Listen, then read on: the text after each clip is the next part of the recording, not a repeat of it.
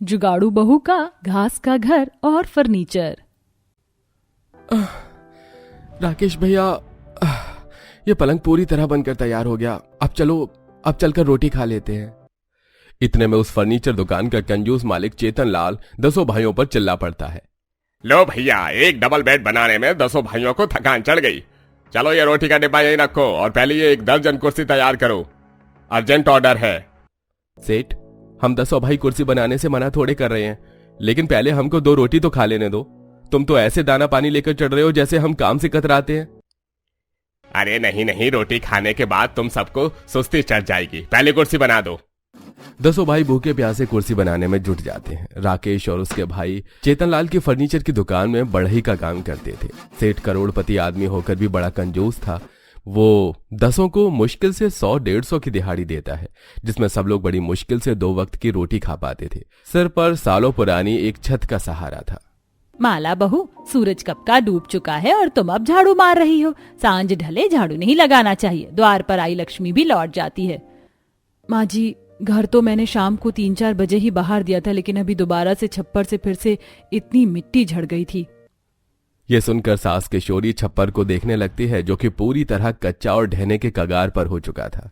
सच में सबसे जरूरी तो फिलहाल मकान की छत डलवाना हो गया है। ऊपर से अभी मार्च के महीने से ही घर भट्टी जैसे तप रहा है, न जाने जेठ की गर्मी कैसे कटेगी। चलो टाइम से रोटी पानी बना लो, ताकि तुम्हारे पति लोगों के आने तक मकान ठंडा हो जाएगा, नहीं तो कचर कचर करेंगे। जी माँ जी। इतने में 5 बहुएं कविता, बबीता, ऊषा, लाजो, रेवा माथे पर हरे घासों के पूले लेके आ जाती हैं। अरे बहुओं, ये इतनी सारी घास किस लिए लेके आई हो तुम लोग? माँ जी, वो हम नदी पर कपड़े धोने गई थी, तो वहीं किनारे किनारे पर ये ऊंची ऊंची घास पनपी हुई थी, तो हम इसे काट कर ले आई हैं। इससे हम अपने कच्चे छत पर मजबूत और टिकाऊ मचान बना लेंगे। हाँ सासू माँ, हमारे पति लोगों के पास जब पैसे आएंगे तब वह मकान की छत पक्की करवाएंगे, तब तक जुगाड़ू मचान डाल लेते हैं, थोड़ी राहत तो मिलेगी। जुग जुग जीती रहो मेरी बहुओं, तुम लोग हर बार जुगाड़ लगाकर सारे मसले हल कर लेती हो। जरूर मैंने पिछले जन्म में पुण्य किया होगा, तभी तो तुम जैसी 10 दुल्हनें नसीब हुई हैं। चलो हम सब मिलकर लगे हाथ ये हरी हरी घास छप्पर पर लगा देते हैं। रीवा, राधा, तुम दोनों ऊपर चढ़ो, हम मचान तैयार करके तुम्हें देते हैं। इस तरह बाकी बहुएं हरी हरी घास से टिकाऊ ढांचा बना देती हैं और 2 बहुएं उसे छत पर लगा देती हैं। देखो जरा, सिर्फ घास की मचान डालने से हमारा कच्चा मकान अब अच्छा लग रहा है। फिर 10 जुगाड़ू बहुएं मिलजुल कर खाना तैयार करती हैं। इतने में थके हुए उनके पति लौट आते हैं। लाजो, उषा, मैं गर्मा गर्म चूल्हे की रोटी डाल कर देती हूँ, तुम परोसती जाओ। अच्छा ठीक है। 10 भाई खुशी खुशी खाना खाते हैं। तभी राकेश कहता है, क्या बात है, आज घर में बिल्कुल उमस नहीं, बल्कि कितनी ठंडक है। अरे तुम्हारी लुगाइयों ने जुगाड़ जो लगाया है, नजर उठाकर छत देखो। अरे वाह, हमारी जुगाड़ू धर्म पत्नियों का तो जवाब नहीं।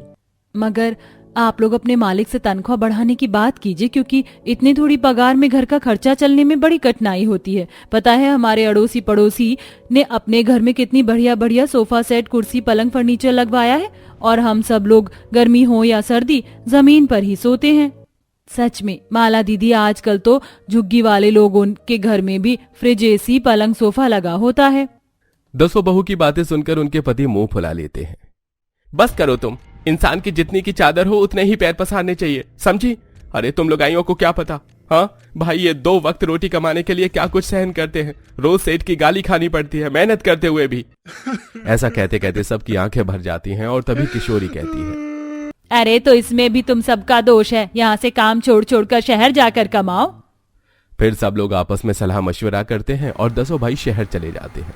1 महीने बाद, माँ जी, घर में जो भी जितना भी राशन पानी था सब खत्म हो गया है, आज क्या बनाएं? किशोरी डबडबाई आंखों से 10 की तरफ देखकर कहती है, देख लो, बहुओं कनस्तर में जितना आटा पड़ा हो उससे रोटी बना लो। 10 रसोई में आकर राशन के डिब्बे टटोलती हैं तो राधा कहती है, अरे आटे के डब्बे में तो केवल चोकर पड़ा है। पहले के लोग तो चोकर सत्तू की रोटियां खाया करते थे, तो हम भी बना लेते हैं, पेट में कुछ तो जाएगा। तभी रेवा आंगन में हरी हरी साग उगी देखती है और उसे तोड़कर ले आती है। ये देखो, ये चौलाई का साग हमारे आंगन में उगा था, मैं तोड़ कर ले आई हूँ। चलो इसे चोकर में फेंट कर नमक अजवाइन डालकर पराठा बनाते हैं। मगर हमारे यहाँ तो इसे घास कहते थे। कैसे गरीबी भरे दिन देखने पड़ रहे हैं। अब पेट भरने के लिए भी जुगाड़ लगाना पड़ रहा है। अरे कविता, मैं तुम्हें इस घास के ऐसे चटपटे खस्ता पराठे बनाकर खिलाऊंगी कि उंगलियां चाटती रह जाओगी। कुछ देर में रेवा उस घास को चोकर में गूंथकर अजवाइन और नमक डालकर पराठा बनाकर सबको परोसती है, जिसे चखते ही बबीता कहती है, सच में रेवा, इस घास के खस्ता पराठे के आगे तो पनीर के पराठे भी फेल हैं।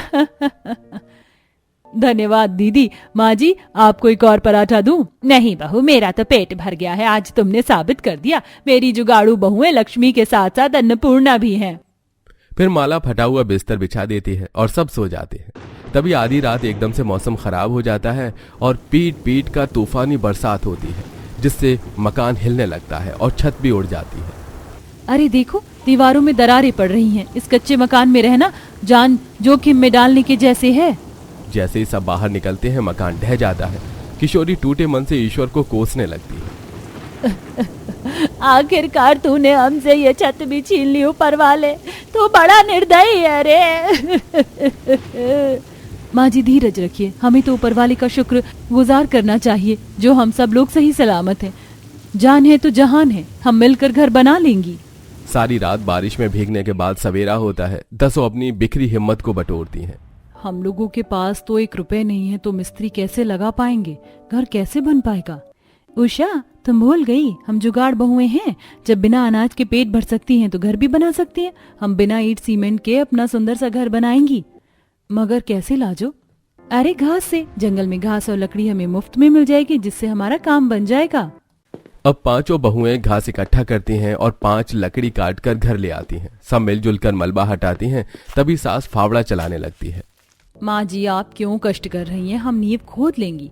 घबराओ नहीं मेरी बहू, तुम्हारी सास की बूढ़ी हड्डी में अभी भी बहुत जान बाकी है। तुम छत और दीवार बनाओ। माला, लाजो बहू, तुम मेरे संग गड्ढा खुदवाओ। अब कुछ बहुएं छप्पर बांधती हैं, 4 बहुएं घास की दीवार बनाती हैं। इस तरह 10 जुगाड़ू बहुओं का घास का घर तैयार हो जाता है।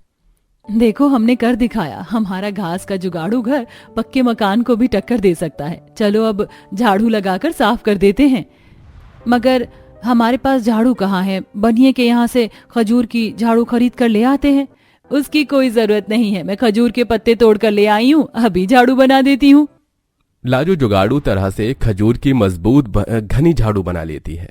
अरे वाह लाजू, इस खजूर की जुगाड़ झाड़ू ने तो महंगी फूल झाड़ू को भी फेल कर दिया। एकदम चकाचक साफ सुथरा हो गया घर। क्यों ना हम इस घास से ही अपने लिए नरम बिस्तर और फर्नीचर भी तैयार कर ले, जिससे हमारे घर की शोभा बढ़ जाएगी। उस दिन तो 10 जुगाड़ू बहुएं अपने घास के घर में विश्राम करती हैं। अगले दिन वो जंगल से और भी घास बटोर कर ले आती हैं और सोफा, पलंग, फर्नीचर तैयार करती हैं, जिससे अड़ोसी पड़ोसी भी उनकी तरफदारी करते हैं और उन्हें घास की कुर्सी और वस्तुएं बनाने का ऑर्डर भी दे जाते हैं, जिससे अब घास की वस्तुएं बनाकर जुगाड़ू बहुओं के पास रोजगार का साधन भी मौजूद था।